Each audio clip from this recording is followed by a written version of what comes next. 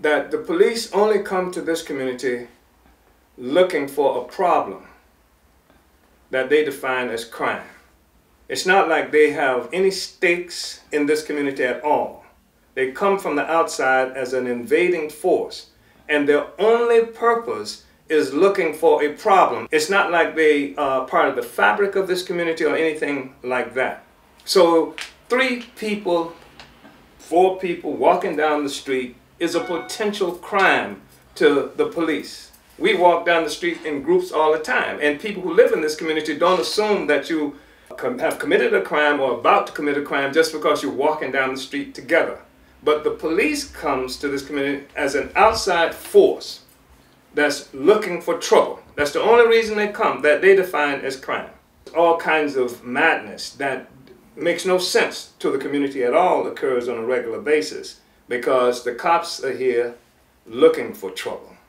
I think it's really important to recognize that we're not talking about a phenomenon that occurs just in one city, one community, but it's everywhere. You know, you can't say all the police have poor training, therefore that's how they act a certain way. All the police in the country have culturally insensitive to black people. That's why we have the problem. No. Or that we need more black cops. For example, that's what they say about Ferguson. Where you have a Philadelphia that's filled with black cops and, you know, headed by black cops, and the horrors that people can talk about with police there. It clearly seems to refute the notion that just more black cops. So I think that the fundamental problem is that the police is an outside invading force, and that the most democratic response to be made is that the black community should be responsible for policing itself.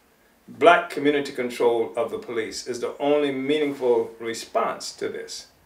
Poverty is a problem in this, joblessness is a problem in this community, bad housing a problem in this community. And then the police comes along, it plays a function dealing with what they call crime that's sparked in part by things like no places to live, no food to eat, etc., etc., etc.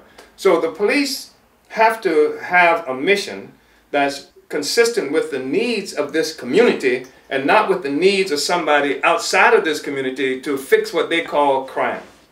The Black is Back Coalition for Social Justice, Peace, and Reparations will be conducting a national conference on black community control of the police. April 18th and 19th in Ferguson, Missouri, a coalition